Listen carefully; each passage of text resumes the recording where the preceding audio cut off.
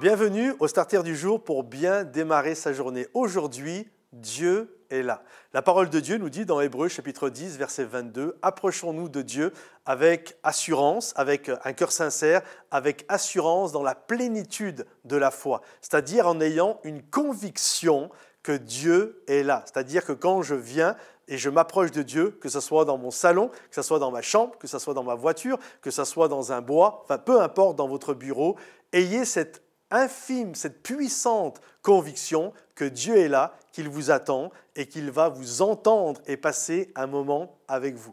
On est appelé à vivre « ayez foi en Dieu », c'est-à-dire le mot foi, c'est pistis, c'est vraiment avoir cette confiance que le Seigneur est près de nous, il est près de ceux qui le recherchent. Vivre exige beaucoup de foi.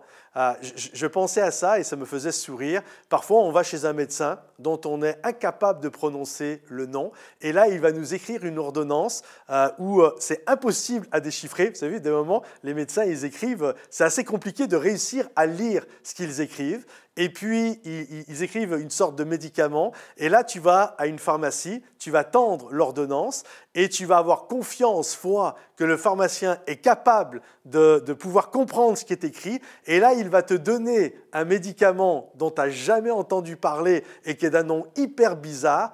Et tu vas avaler ça sans sourciller. Ça demande de la foi. Et je crois que c'est exactement ça la foi. On ne comprend pas tout, on ne sait pas dire le prénom, on ne comprend pas le nom du médicament. Il y a plein de choses qu'on ne maîtrise pas, mais je fais confiance. J'ai cette foi que Dieu est là quand je m'approche de lui. Je crois qu'il ne m'abandonne pas. Je crois qu'il est l'ombre de ma main droite. Oui, vivre exige beaucoup de foi. Donc j'aimerais vous encourager aujourd'hui à développer votre confiance en lui, comme vous faites confiance à votre médecin, et développer cette confiance. C'est vraiment ce qui est beau d'ailleurs chez les enfants. C'est pour ça qu'on est appelé à leur ressembler. C'est que les enfants ont cette foi infaillible bien souvent. Il y a des exceptions et souvent les parents ont peut-être des moments où on a eu quelques lacunes, mais en règle générale, un enfant fait énormément confiance à ses parents. Lorsqu'on le place sur un bureau et qu'on lui dit « vas-y, saute dans mes bras », l'enfant saute dans vos bras. Il ne se pose pas la question de dire « oh là, mon père va s'enlever à la dernière seconde ». Il vous fait confiance.